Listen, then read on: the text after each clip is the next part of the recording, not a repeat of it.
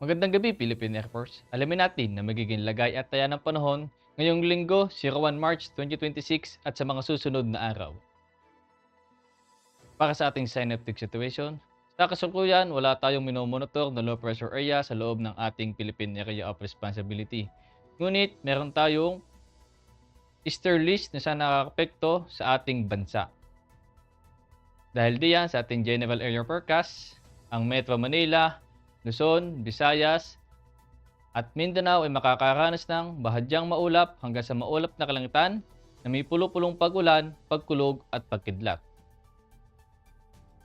At para naman sa susunod na 3 araw dito sa Metro Manila, Cavite, Lipa City, Angeles, Puerto Princesa, Kalayaan Island, Mactan at Zamboanga, simula Martes hanggang Huwebes ay makakaranas ng bahagyang maulap hanggang sa maulap na kalangitan na may pulo-pulong pag-ulan, pagkulog at pagkidlat.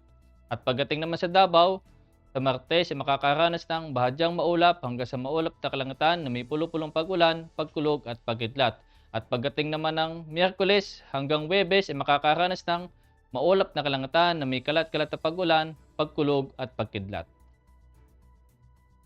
Ang araw ay lumubog kaninang 18:04 at sisikat bukas ng 06:13. At para naman sa ating moon illumination, meron tayong 96% increasing. At para manatiling updated sa lagay at taya ng panahon, i-follow lamang ang Air Force Weather Center sa aming social media accounts.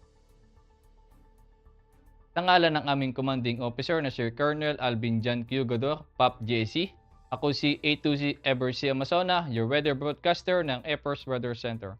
Muli, magandang gabi, Philippine Air Force.